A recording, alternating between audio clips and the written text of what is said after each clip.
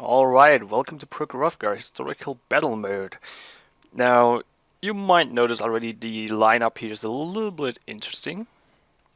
We got two 152s being the bulk of the Russian force here, and Tigers and the Ferdinand and the Panther, pretty much very nice vehicles on the other side. KV-1S, usually you'd think that is quite nice to have.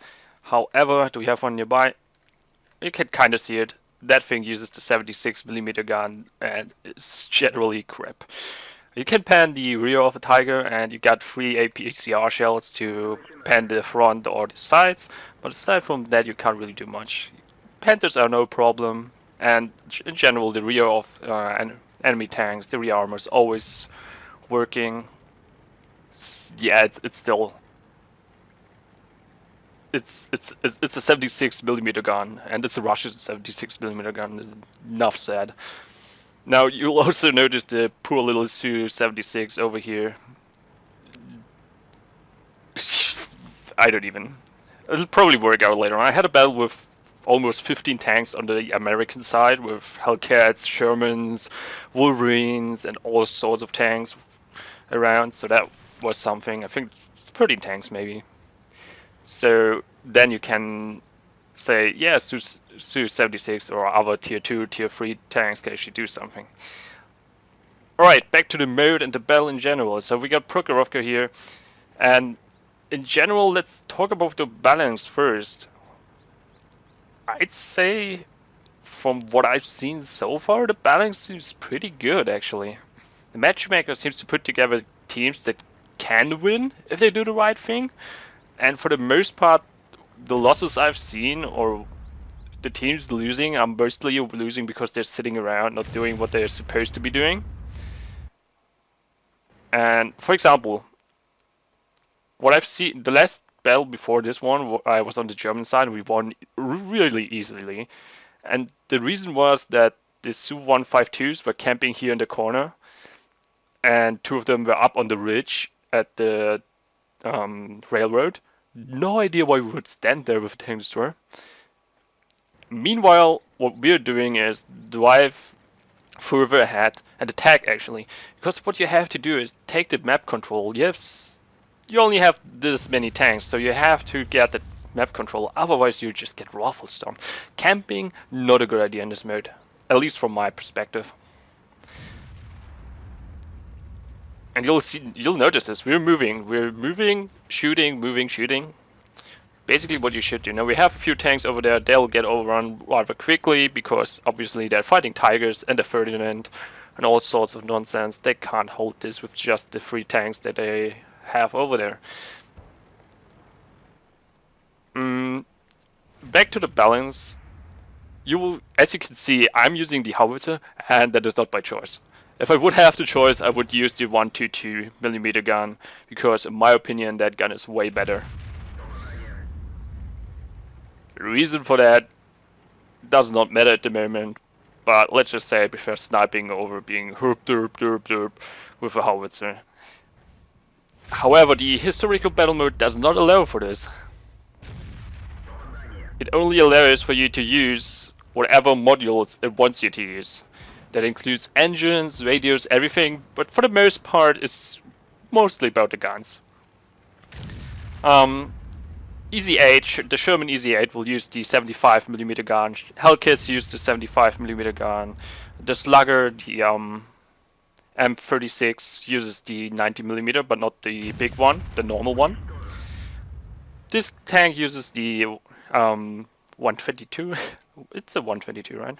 Oh, 152, my bad. 152mm howitzer. Tiger uses the short 88, etc, etc. And I kinda like that. You also get this ammo loadout, so you can't take 30 heat rounds or 20 heat rounds with you. It does not work like that. It always gives you the same amount of ammunition, and you'll have to work with that. Like, I have this one heat. That makes heat very special to me. Like, I have one heat shell. This heat shell will always pan. I'm pretty sure it can easily pan the superstructure of a Ferdinand, so that's a really valuable shell right there that I want to save up for the right moment.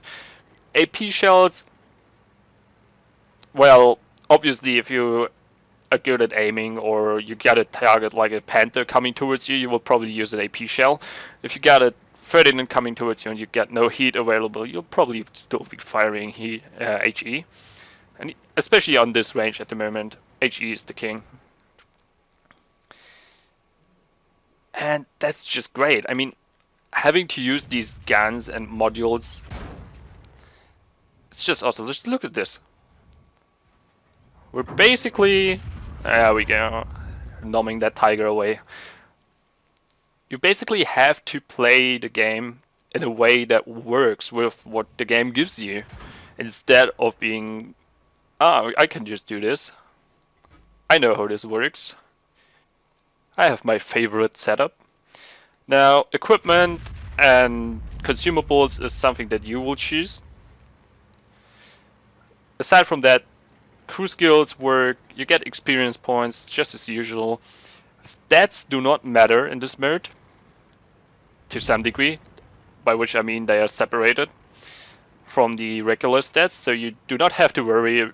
For example, you play the Su-76 for the YOLO amount, for the shenanigans.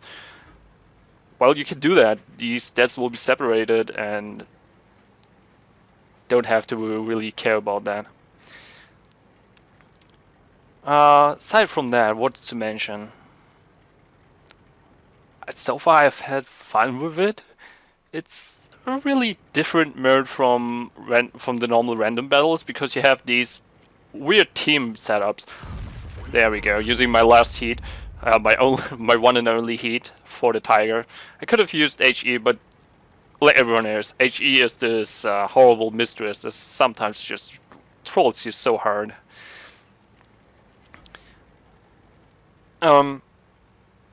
Yeah, it's these lineups are just interesting. This is not the craziest lineup, I guess, I've ever seen.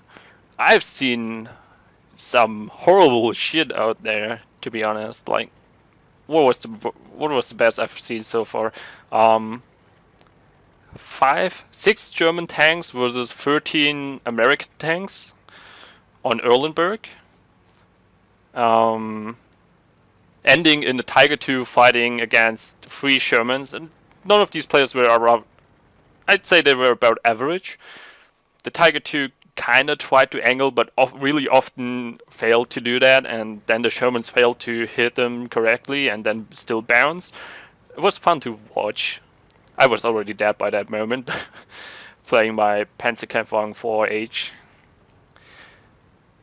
And the other one was... what was that? Oh yeah, three German tanks versus 7 Russian tanks, and that was a Jagdtiger, a Tiger II, and I think a Panther fighting against all of us. Sadly, we had a lot of T-34-85s, and they just decided to rush into them and then die horribly. Sadly, but well, it was an experience nonetheless to see that, and just imagining this, having only 3 tanks to work with, it's kind of like in random battles when a lot of the teammates are already dead and you're in this awkward position where you're free against so many enemies. And it just works. Right, here we go. Will I get the Panther? Of course I do, because German tanks burn.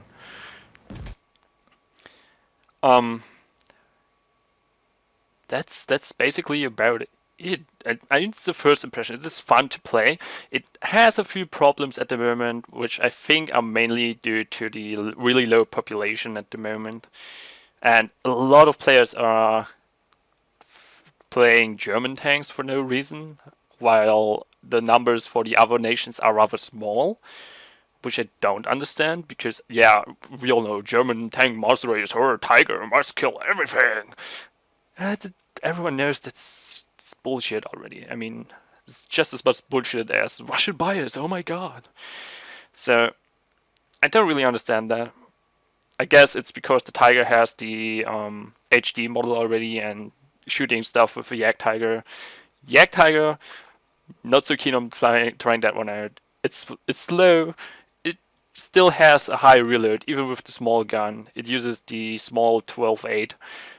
And I don't know, people will just swarm it to death, and you'll probably always end up with like 4 tanks against 8, and they'll just swarm you and kill you, and I'm not looking forward to testing that. I like this more. I like playing like a Panzer IV, a Yak Panther maybe, a Su-152, like where you've got several tanks and you can do whatever you want to. I flanked a Tiger in my KV-1S with the 76mm gun and just devastated him with 3 shots panning and killing him off. Then I died to the other 2 tanks on the hill, but I still killed the Tiger in my KV-1S with the 76mm gun. That is some value right there, especially when there's only 4 tanks, enemy tanks in general, and you got 8. So there you go. And that's possibly the thing that I like the most about this mode. That it's so special. It feels so different from random battles in general, and different from tank companies, different from team battles, what I've seen of them. I've never played them myself. Different from clan wars, because there are no platoons here. It's completely random. Obviously you can click in together at the same time and then most likely get in the same battle, but it's still, you can't do platoons, you can't do companies. It's just a random mode. You get people to play with, and you have to play with them. Like on the Russian server I'm playing on, the test server is in Russian server, of course. It's worldwide. Everyone is here. Americans, Europeans, Asians, Russians, whatever. And they're talking to each other. Like, even the Russians are at least using the minimap to like say, go over there and let's go here, and then use the help button. And they don't spam it, they do it once. I like that, really. Not spamming the bloody buttons every single second of the life. And people actually do that. Like, you have these odd guys that just go somewhere else and then die because they're alone. But for the most part, it's really refreshing to see that. Elephants in the room, there are a few. I am not entirely sure about the balance at the moment, because really I've seen KV-1Ss camping on the railroads and sniping while Su-152s try to hold the front, and all these things that happen and occur. So I can't really say much about the balance right now, but from what I've tested, from what I've seen, it feels good, and the balance seems about right. A few adjustments maybe here and there. Yeah, maybe my only gripe with the balance at the moment is for tanks like the KV-1S that only have really bad weaponry. Give it a little bit more APCR maybe. Take HE shells away and put a little bit more of APCR in them, because at the moment they only got 3 shells. Basically every tank that is not a friggin' 152mm howitzer has 3 premium shells. The Tiger one has 3. I think the Yak Tiger has 1 or 2 only, but most of them have the same amount.